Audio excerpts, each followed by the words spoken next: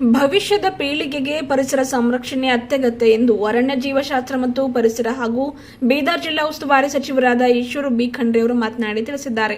ನಗರದ ನೆಹರು ಕ್ರೀಡಾಂಗಣದಲ್ಲಿ ಜಿಲ್ಲಾಡಳಿತ ಹಾಗೂ ಕರ್ನಾಟಕ ರಾಜ್ಯ ಮಾಲಿನ್ಯ ನಿಯಂತ್ರಣ ಮಂಡಳಿಯವರ ಸಂಯುಕ್ತಾಶ್ರಯದಲ್ಲಿ ಆಯೋಜನೆ ಮಾಡಲಾಗಿದ್ದ ಕರ್ನಾಟಕ ರಾಜ್ಯ ಮಾಲಿನ್ಯ ನಿಯಂತ್ರಣ ಮಂಡಳಿ ಸ್ಥಾಪನೆಗೊಂಡು 50 ವರ್ಷಗಳಾದ ಹಿನ್ನೆಲೆಯಲ್ಲಿ ಸುವರ್ಣ ಮಹೋತ್ಸವ ಕಾರ್ಯಕ್ರಮವನ್ನು ಉದ್ಘಾಟಿಸಿ ಸಂವಿಧಾನದ ಪ್ರತಿ ಬೋಧಿಸಿ ಮಾತನಾಡಿದರು. ಶುದ್ಧ ಗಾಳಿ, ನೀರು, ಆಹಾರ ನೀಡುವುದರ ಮೂಲಕ ಭವಿಷ್ಯದ ಜನರಿಗೆ ಉತ್ತಮ ಆರೋಗ್ಯ ನೀಡುವುದು ನಮ್ಮ ಆದ್ಯ ಕರ್ತವ್ಯವಾಗಿದೆ. ಇಂದಿನ ಜನರು ಎದುರಿಸುತ್ತಿರುವ ಪ್ರಮುಖ ಸಮಸ್ಯೆ ಎಂದರೆ ಅದು ಜಾಗತಿಕ ತಾಪಮಾನ, ನೈಸರ್ಗಿಕ ಸಂಪನ್ಮೂಲಗಳ ದುರ್ಬಳಕೆ, ಅತಿಯಾದ ಇಂಧನಗಳ ಬಳಕೆ, ರಾಸಾಯನಿಕ ಕೈಗಾರಿಕೆಗಳಿಂದ ಘನ ವಾಯು ಸೋಸುವಿಕೆಯಿಂದಾಗಿ ತಾಪಮಾನ ಹೆಚ್ಚಳ ಆಗ್ತಾ ಇದೆ. ಏಕಬಳಿಕ ಪ್ಲಾಸ್ಟಿಕ್ ಬಳಕೆ ಮಾಡಬಾರದು. ಘನತ್ಯಾಜ್ಯ ಸಂಸ್ಕರಿಸಿ ಅದನ್ನ ಮರುಬಳಕೆ ಮಾಡುವ ಕ್ರಿಯಾ ಯೋಜನೆ ಹಾಕಬೇಕು. ಸ್ವಚ್ಛ ಬೀದರ್, ಸುಂದರ ಬೀದರ್, ನಿರ್ಮಲ ಬೀದರ್ ಮಾಡೋಣ ಎಂದು ತಿಳಿಸಿದರು. ಕರ್ನಾಟಕ ರಾಜ್ಯ ಮಾಲಿನ್ಯ ನಿಯಂತ್ರಣ ಮಂಡಳಿ ಅಧ್ಯಕ್ಷ PM ನರೇಂದ್ರ ಸ್ವಾಮಿ ಮಾತನಾಡಿ, ಇಂದಿರಾ ಗಾಂಧಿ ಪ್ರಧಾನಿಯಾಗಿದ್ದ ಸಂದರ್ಭದಲ್ಲಿ ಪರಿಸರ ಸಂರಕ್ಷಣೆಗೆ ಸಂಬಂಧಿಸಿದಂತೆ ಅನೇಕ ಕಾಯ್ದೆಗಳನ್ನು ಜಾರಿಗೆ ತಂದಿದ್ದಾರೆ. 1972ರಲ್ಲಿ ವನ್ಯಜೀವಿ ಸಂರಕ್ಷಣಾ ಕಾಯ್ದೆ, 1973ರಲ್ಲಿ ಹುಲಿಗಳ ಸಂರಕ್ಷಣೆಗೆ ಟೈಗರ್ ಪ್ರಾಜೆಕ್ಟ್, 1974ರಲ್ಲಿ ಜಲ ಸಂರಕ್ಷಣಾ ಕಾಯ್ದೆ ಜಾರಿಗೆ ತಂದರು. ಜಲ ಸಂರಕ್ಷಣಾ ಕಾಯ್ದೆ ಸೆಕ್ಷನ್ 4 ಅಡಿಯಲ್ಲಿ ಮಾಲಿನ್ಯ ನಿಯಂತ್ರಣ ಮಂಡಳಿಯನ್ನ ಸ್ಥಾಪಿಸಲಾಯಿತು. ಘನ ತ್ಯಾಜ್ಯ, ತ್ಯಾಜ್ಯ, ಪ್ಲಾಸ್ಟಿಕ್ ಸೇರಿದಂತೆ ಇತರೆ ತ್ಯಾಜ್ಯಗಳನ್ನು ನಿಯಂತ್ರಿಸಿ ಆರೋಗ್ಯವಂತ ಸಮಾಜ ನಿರ್ಮಾಣ ಮಾಡಲಾಗುವುದು ಎಂದು ಇದು ತಮ್ಮ ಮುಖ್ಯ ಗುರಿಯಾಗಿದೆ ಎಂದರು.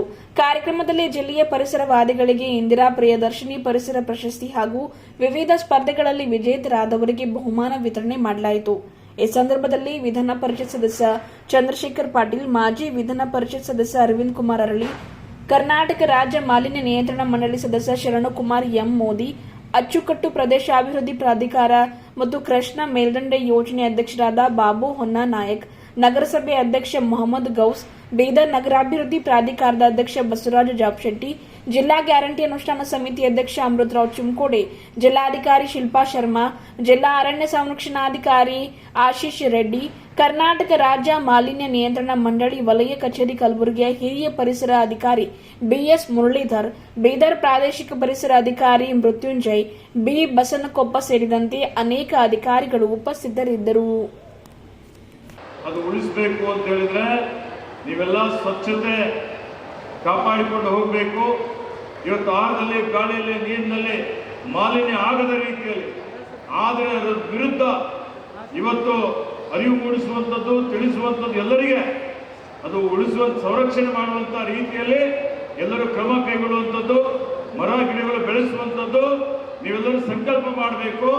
ಹಿಂದೆ ಏನು ಹೇಳ್ತಿದ್ರು, ಊರಿಗೊಂದು ಕೆರೆ, ಇವತ್ತು ಮನೆಗೊಂದು ಮರ ಅಂತಲೇ ಎಲ್ಲ ಮಕ್ಕಳು ಒಂದೊಂದು ಮರ ದತ್ತಕ್ಕೆ ತೆಗೆದುಕೊಂಡು ಆ ಮರವನ್ನು ಪಾಲನೆ ಪೋಷಣೆ ಮಾಡಿದರೆ ಇವತ್ತು ನಮ್ಮ ಹಸಿರು ಹೊದಿಕೆ ಜಾಸ್ತಿ ಆಗ್ತದೆ. ಆ ಸಂಕಲ್ಪ ಇವತ್ತು ನೀವು ಮಾಡಬೇಕು ಅಂತ ಮಾತನ್ನು ಹೇಳಲಿಕ್ಕೆ ಬಯಸ್ತಾ ಇದ್ದೇನೆ. ಅದರ ಜೊತೆಯಲ್ಲಿ ಇವತ್ತೇನು ನಮ್ಮಲ್ಲಿ ತ್ಯಾಜ್ಯ ನೀರಿದೆ, ಸಂಸ್ಕರಣೆ ಮಾಡಿದ್ದು ಮಾತ್ರ ಅದು ಮಾಡುವಂಥ ರೀತಿಯ ಎಲ್ಲ ರೀತಿಯ ಸಹಕಾರ ಮಾಡಬೇಕು ಅನ್ನುವಂಥ ಮಾತನ್ನು ಹೇಳಿಕೆ ಬಯಸ್ತಾ ಇದ್ದೇನೆ.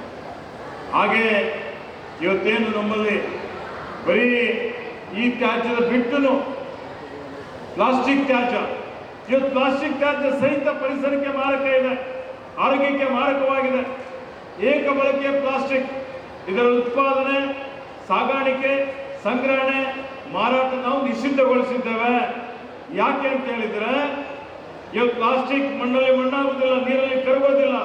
ಅದು ನಾವೇನಾದರೂ ಸುಟ್ಟಾಕಿದ್ರೆ ಅದರ ಏನು ವಿಷಗಾಳಿ ಇದೆಯಲ್ಲ, ಆ ವಿಷಗಾಳಿ ಇವತ್ತು ಬೇರೆ ಗಾಳಿಯಲ್ಲಿ ಸೇರಿಸ್ತದೆ.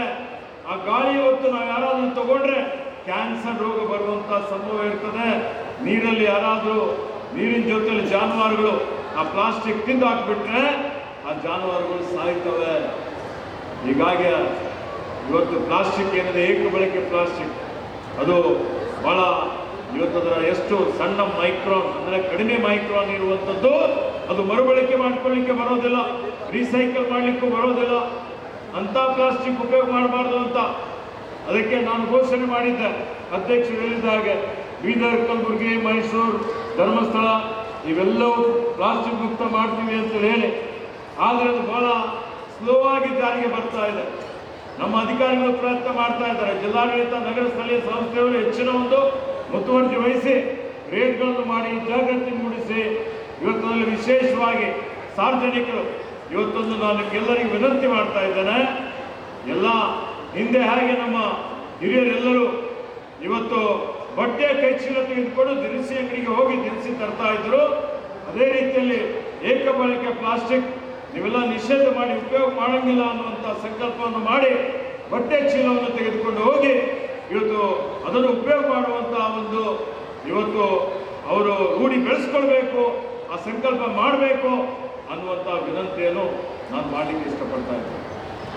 ತಾವೆಲ್ಲರೂ ಗಣೇಶ ಉತ್ಸವ ಮಾಡಿದ್ದೀವಿ, POP ಗಣೇಶ ಉಪಯೋಗ ಮಾಡಬೇಡಿ ಅಂತ ಹೇಳಿದ್ದೇವೆ.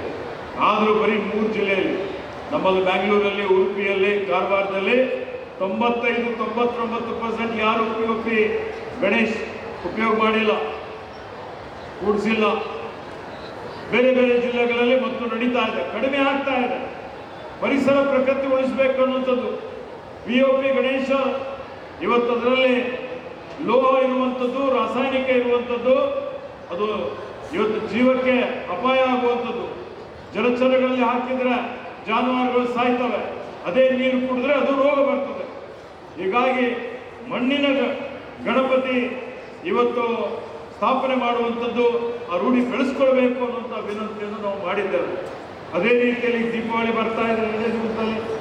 ನಾವೆಲ್ಲ ಹೇಳಿದ್ದೇವೆ, ಈಗ ಪರಿಸರ ಇಲಾಖೆ ವತಿಯಿಂದ, ಮಾಲಿನ್ಯ ನಿಯಂತ್ರಣ ಮಂಡಳಿ ವತಿಯಿಂದ ಹಸಿರು ಪಟಾಕಿಗಳು, ನೀವು ನೋಡಿ ಪಟಾಕಿಯನ್ನು ಏನೇನು ಅನಾಹುತಗಳಾಗ್ತವೆ ಅಂತೇಳಿ ಅನೇಕ ಜನ ನಮ್ಮ ಮಕ್ಕಳು ಕಣ್ಣು ಕಳ್ಕೊಳ್ತಾ ಇದ್ದಾರೆ. ಅನೇಕ ಕಡೆ ಅಪಘಾತಗಳಾಗ್ತಾ ಇದೆ, ಸಾವುಗಳಾಗ್ತಾ ಇದೆ. ಹೀಗಾಗಿ ಪರಿಸರದಲ್ಲಿ ಆ ವಿಷ ಥರ ಗಾಳಿ ಬೆಳೆದು ಇವತ್ತು ಗ್ಯಾಸ್ ಚೇಂಬರ್ ಥರ ಆಗುತ್ತೆ. ಹೀಗಾಗಿ ಪರಿಸರ ಸ್ನೇಹಿ ಮಾತ್ರ ಪಟಾಕಿ, ಅದು ರಾತ್ರಿ 8ರಿಂದ 10 ಗಂಟೆವರೆಗೆ ಮಾತ್ರ ಆ ಪಟಾಕಿಯನ್ನು ಇವತ್ತು ಹಾಕಬೇಕು ಅನ್ನುವಂಥ ಒಂದು ಸೂಚನೆಯನ್ನು ನಾವು ಕೊಟ್ಟಿದ್ದೇವೆ. ಅದನ್ನು ಸಹಿತ ನಮ್ಮ ಯುವಕರು, ವಿದ್ಯಾರ್ಥಿನಿಯರು ಕಟ್ಟುನಿಟ್ಟಾಗಿ ಪಾಲನೆ ಮಾಡಬೇಕು ಅನ್ನುವಂಥ ವಿನಂತಿಯನ್ನು ಮಾಡ್ತಾ ಇದ್ದೇನೆ. ಅದೇ ರೀತಿಯಲ್ಲಿ ಈ ತ್ಯಾಜ್ಯ ಇದೆ, ಈ ತ್ಯಾಜ್ಯ ಅದನ್ನು ಇವತ್ತು ಸಂಸ್ಕರಣೆ ಮಾಡುವಂಥದ್ದು ಇರ್ಬೋದು. ಇವತ್ತು ಬಳಸಿದ ಆಯಿಲ್ ಇದೆ, ಆ ಬಳಸಿದ ಆಯಿಲ್ ತ್ಯಾಜ್ಯ ಏನಿದೆ ಅದನ್ನು ಸಂಸ್ಕರಣೆ ಮಾಡುವಂಥದ್ದು. ಹಾಗೆ ಕನ್ಸ್ಟ್ರಕ್ಷನ್ ವೇಸ್ಟ್ ಇದೆ, ಆ ಕನ್ಸ್ಟ್ರಕ್ಷನ್ ವೇಸ್ಟ್ ಅನ್ನು ಯಾವ ರೀತಿಯಲ್ಲಿ ಪುಡಿ ಮಾಡಿ ಮತ್ತು ಮರುಬಳಕೆ ಮಾಡಿಕೊಳ್ಳಬೇಕು ಅನ್ನುವಂಥದ್ರ ಬಗ್ಗೆನೂ ಇವತ್ತು ಅನೇಕ ರೀತಿಯ ಸಂಶೋಧನೆಗಳಾಗಿದ್ದಾವೆ. ಅದನ್ನು ನಾವೆಲ್ಲರೂ ಪೂರ್ಣ ಪ್ರಮಾಣದಲ್ಲಿ ಮಾಡಬೇಕಾಗಿದೆ. ಹಾಗೆ ವೈದ್ಯಕೀಯ ತ್ಯಾಜ್ಯ ಏನಿದೆ, ವೈದ್ಯಕೀಯ ತ್ಯಾಜ್ಯ ಸಹಿತ ವೈಜ್ಞಾನಿಕವಾಗಿ ವಿಲೇವಾರಿ ಮಾಡುವಂಥದ್ದು. ನಾವೆಲ್ಲ ಹೇಳ್ತೀವಲ್ಲ ಹಾಸ್ಪಿಟಲ್ ತ್ಯಾಜ್ಯ ಅಂತೇಳಿ, ಆ ರೀತಿಯಲ್ಲಿ ಇವೆಲ್ಲ ಏನು ತ್ಯಾಜ್ಯಗಳಿದೆ, ಬ್ಯಾಟ್ರಿ ತ್ಯಾಜ್ಯ ಇದೆ, ಎಲ್ಲ ತ್ಯಾಜ್ಯವನ್ನು ಸಂಸ್ಕರಣೆ ಮಾಡುವಂಥದ್ದು, ಮರುಬಳಕೆ ಮಾಡಿಕೊಳ್ಳುವಂಥದ್ದು. ಇವತ್ತು ಅದನ್ನು ನಾವೆಲ್ಲರೂ ಕಟ್ಟುನಿಟ್ಟಾಗಿ ಅನುಷ್ಠಾನಕ್ಕೆ ತರುವಂಥ ಒಂದು ಕೆಲಸ ಇವತ್ತು ನಾವು ಅತ್ಯಂತ ಬಹಳ ಮಹತ್ವದಾದಂಥದ್ದಿದೆ. ಇದನ್ನು ಮಾಡಲಿಕ್ಕೆ ಸಂಕಲ್ಪ ಮಾಡಬೇಕಾಗಿದೆ. ಅದೆಲ್ಲವನ್ನು ಮಾಡುವಂಥ ಕೆಲಸ ತಾವೆಲ್ಲ ಮಾಡಬೇಕು ಅನ್ನುವಂಥ ಮಾತನ್ನು ಹೇಳಿಕೆ ಬಯಸ್ತಾ ಇದ್ದೀನಿ. ಒಂದು ಪಕ್ಷಿಧಾಮ ಮಾಡಲಿಕ್ಕೆ 15 ಕೋಟಿ ರೂಪಾಯಿ ಮೀಸಲಿಕ್ಕಿದ್ದೇನೆ. ಆ ಪಕ್ಷಿಧಾಮದ ವಿಸ್ತೃತ ಯೋಜನಾ ವರದಿ ತಯಾರಾಗ್ತಾ ಇದೆ. ಅದನ್ನು ಬರುವ ಡಿಸೆಂಬರ್ ಒಳಗಾಗಿ ಅದಕ್ಕೆ ಚಾಲನೆ ಕೊಡ್ತೀವಿ. ಅದಕ್ಕೆ ಮಕ್ಕಳಿಗೆ ಬೇರೆ ಬೇರೆ, ಇಲ್ಲೇ ತೆಲಂಗಾಣ ಇದೆ, ಮಹಾರಾಷ್ಟ್ರ ಗಡಿ ಭಾಗ ಇದೆ, ಅಲ್ಲಿಂದ ಸಹಿತ ಇವತ್ತು ಪ್ರವಾಸಿಗರು ಬಂದು ಆ ಒಂದು ಪಕ್ಷಿಗಳ ಬಗ್ಗೆ ಹೆಚ್ಚಿನ ಒಂದು ತಮ್ಮ ಮಕ್ಕಳಿಗೆ ಅದರ ಬಗ್ಗೆ ಅಧ್ಯಯನ ಮಾಡಲಿಕ್ಕೂ ಮನರಂಜನೆಗೂ ಅದು ಬಹಳ ಉಪಯುಕ್ತ ಆಗ್ತದೆ ಅನ್ನುವಂಥ ಒಂದು ಮಾತನ್ನು ಹೇಳಿಕೆ ಬಯಸ್ತಾ ಇದ್ದಾರೆ. ಇದೇ ಹೊನ್ನಿಕೇರಿಯಲ್ಲಿ ಒಂದು ಟ್ರೆಕ್ಕಿಂಗ್ ಪ್ರಾಜೆಕ್ಟ್ ಮಾಡ್ತಾ ಇದ್ದೇವೆ. ಪರಿಸರ ಪ್ರವಾಸೋದ್ಯಮದ ಅಡಿಯಲ್ಲಿ 15 ಕೋಟಿ ರೂಪಾಯಿ ವೆಚ್ಚದಲ್ಲಿ ಈ ಒಂದು ಕಾರ್ಯಕ್ರಮ ಯೋಜನೆ ಪ್ರಾರಂಭ ಮಾಡಿದ್ದೇವೆ. ಅದು ಮಾರ್ಚ್ ಒಳಗಾಗಿ ಈ ಒಂದು ಯೋಜನೆ ಪೂರ್ಣಗೊಳಿಸಿ ಬೀದರ್ ಜಿಲ್ಲೆ ಜನರಿಗೆ, ಅಕ್ಕಪಕ್ಕದ ಜಿಲ್ಲೆ ಹೈದರಾಬಾದ್ನಿಂದ ಬಂದು ಸಹಿತ ಅದರ ಒಂದು ಅವರು ಅಲ್ಲಿ ಪ್ರವಾಸೋದ್ಯಮಕ್ಕಾಗಿ ಬಂದು ನೋಡ್ಬೋದು ಅನ್ನುವಂಥ ರೀತಿಯಲ್ಲಿ ಅದನ್ನು ಅಭಿವೃದ್ಧಿ ಪಡಿಸ್ತಾ ಇದ್ದೇವೆ. ಅದಕ್ಕೆ ಅದನ್ನು ಮಾರ್ಚ್ ಒಳಗಾಗಿ ಲೋಕಾರ್ಪಣೆ ಮಾಡ್ತೀವಿ ಅನ್ನುವಂಥ ಮಾತನ್ನು ಹೇಳಿಕೆ ಬಯಸ್ತಾ ಇದ್ದೇನೆ. ಅದೇ ರೀತಿಯಲ್ಲಿ ಇಲ್ಲಿ ದೇವದೇವವನ ಇದೆ, ಆ ದೇವದೇವನನ್ನು ಅಭಿವೃದ್ಧಿ ಮಾಡಲಿಕ್ಕೆ, ಯೋಜನೆ ತಯಾರು ಮಾಡಲಿಕ್ಕೆ ನಾನು ನಮ್ಮ ಅರಣ್ಯ ಇಲಾಖೆ ಅಧಿಕಾರಿಗಳಿಗೆ ತಿಳಿಸಿದ್ದೇನೆ. ಅರಣ್ಯ, ಪರಿಸರ ಇವೆಲ್ಲ ಈ ಭಾಗದಲ್ಲಿ ಈ ಎಲ್ಲ ಎರಡೂ ಇಲಾಖೆಯ ಪರವಾಗಿ ಹೆಚ್ಚಿನ ಒಂದು ಕಾರ್ಯಕ್ರಮಗಳನ್ನು ಯೋಜನೆಗಳನ್ನು ರೂಪಿಸಿ ನಮ್ಮ ಜನರಿಗೆ ಅದರ ಬಗ್ಗೆ ಅರಿವು ಮೂಡಿಸಿ ಹಸಿರು ಹೊದಿಕೆ ಜಾಸ್ತಿ ಮಾಡುವಂಥದ್ದು ಮತ್ತು ನಾವೆಲ್ಲರೂ ಇವತ್ತು ಸಂಕಲ್ಪ ಮಾಡಿ ಸ್ವಚ್ಛ ಬೀದರ್, ಸುಂದರ ಬೀದರ್, ನಿರ್ಮಲ ಬೀದರ್ ಹೇಳಿ ಮಕ್ಕಳು ಹೇಳ್ತೀರ ಸುಮ್ ಕೂತೀರಿ ಕರ್ಕೊಂಡು ಬಂದ ಸ್ವಚ್ಛ ಬೀದರ್ ಮಾಡ್ತೀರಾ? ಹೇಳಿ ಜೋರಾಗಿ ಹೇಳಿ, ಸ್ವಚ್ಛ ಬೀದರ್ ಮಾಡ್ತೀರಾ? ಕೈ ಎತ್ತರೊಳಗೆ ಯಾರ್ಯಾರು ಮಾಡ್ತೀರಿ? ಸ್ವಚ್ಛ ಬೀದರ್, ಸುಂದರ ಬೀದರ್, ನಿರ್ಮಲ ಬೀದರ್. ಸ್ವಚ್ಛ ಬೀದರ್, ಸುಂದರ ಬೀದರ್, ನಿರ್ಮಲ ಬೀದರ್ ಮಾಡಬೇಕು ಅಂತ ಹೇಳಿದ್ರೆ ಪ್ರತಿಯೊಬ್ಬರು ಈ ಒಂದು ಪರಿಸರ ಪ್ರಕೃತಿ ಸಂರಕ್ಷಣೆ ಮಾಡಲಿಕ್ಕೆ ಬದ್ಧರಾಗಬೇಕು, ಸಂಕಲ್ಪ ಮಾಡಬೇಕು. ಈ ಉದ್ದೇಶಕ್ಕಾಗಿ ಇವತ್ತು ರಾಜ್ಯ ಮಾಲಿನ್ಯ ನಿಯಂತ್ರಣ ಮಂಡಳಿ ವತಿಯಿಂದ ಇಂಥ ವಿಶಿಷ್ಟವಾದಂಥ ಕಾರ್ಯಕ್ರಮವನ್ನು ನಾವೆಲ್ಲರೂ ಆಯೋಜನೆ ಮಾಡಿದ್ದೀವಿ ಅಂತ ಹೇಳಿ ನಮ್ಮ ಕರ್ನಾಟಕ ರಾಜ್ಯ ಮಾಲಿನ್ಯ ನಿಯಂತ್ರಣ ಮಂಡಳಿ ಇನ್ನು ಹೆಚ್ಚಿನ ರೀತಿಯಲ್ಲಿ ಇವತ್ತು ಜನರಿಗೆ ಉಪಯೋಗ ಆಗುವಂಥ ರೀತಿಯಲ್ಲಿ ಕಾರ್ಯಕ್ರಮಗಳನ್ನು ರೂಪಿಸಿ ಕಾಯ್ದೆ ನಿಯಮ ಕಾನೂನುಗಳನ್ನು ಪಾಲನೆ ಮಾಡಿ ಇಡೀ ದೇಶದಲ್ಲಿ ಇವತ್ತು ಅತ್ಯಂತ ಉತ್ತಮ ನಮ್ಮ ರಾಜ್ಯ ಮಾಲಿನ್ಯ ನಿಯಂತ್ರಣ ಮಂಡಳಿ ಅನ್ನುವಂಥ ಹೆಸರು ಪಡಿಬೇಕು ಅಂತ ಹೇಳಿ ನಾನು ಹಾರೈಸಿ ಮತ್ತೊಮ್ಮೆ ಎಲ್ರಿಗೂ ಶುಭವನ್ನು ಹೇಳಿ ನನ್ನ 2 ಮಾತುಗಳನ್ನು ಮುಗಿಸ್ತಾನೆ. ಜೈ ಹಿಂದ್, ಜೈ ಕರ್ನಾಟಕ.